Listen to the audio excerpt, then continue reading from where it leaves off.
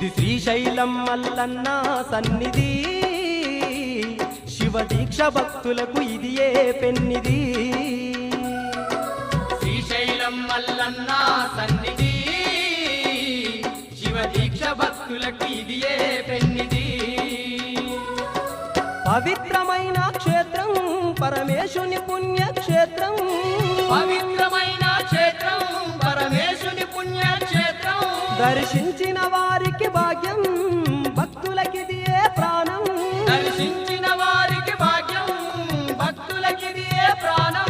ఇది భక్త కోటీశ్వరుని సన్నిధి, కొలిసిన భక్తులకెల్లా ఇది ఏ పెన్నిది.